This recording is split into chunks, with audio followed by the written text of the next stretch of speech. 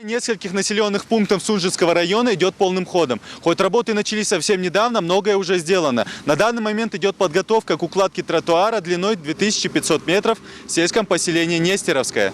Жители улицы Шоссейной ожидают перемены. Скоро по всей ее длине будет проложен тротуар протяженностью в 1200 метров. Аслан Ахриев живет здесь всю свою жизнь. Удобств, как признается, он мало. Негде прогуляться с семьей. Под вопросом и безопасность детей, которым приходится ходить по обочине проезжей части. Долгожданное преображение родной улицы решит эту проблему. И отсюда дети ходят в школу. Пешком в непогоду ходить это очень трудно в школу. Вот я живу, например, самый последний дом отсюда. Просто прогуляться вечером, выйти по тротуару, очень хорошее дело. Очень довольны люди.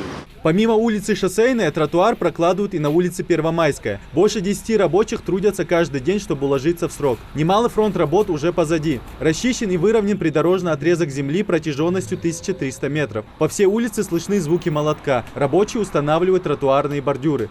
Общественная территория же по программе «Городская среда», я хожу, программе нахшаш дуках без мотора на дука на ходезер ради я еще общественной территории я дазде он укшер хайезер я юрт от улица Шоссейная и улица Первомайская я хожу юрт держу так я на дука дезер ради я общественной территории укшер был хабиб был хабиб был бяб подрядчика сделан, договор заключить с администрацией сельского поселения Нестеровское, царство договор заключить пока срок до 1 ноября был хабиб.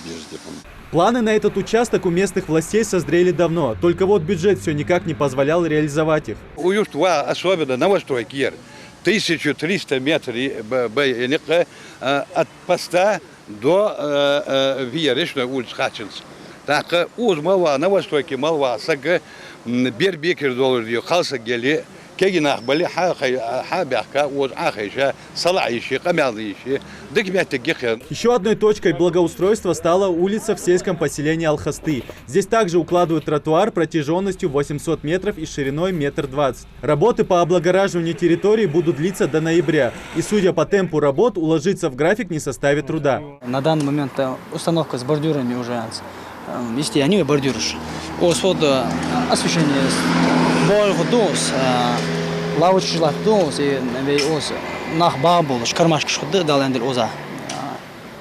И тротуар бока до угла Алхаси 800 метров примерно работает. Жители небольшого поселения очень рады такому вниманию к их проблеме, ведь мест для прогулок здесь никогда не было.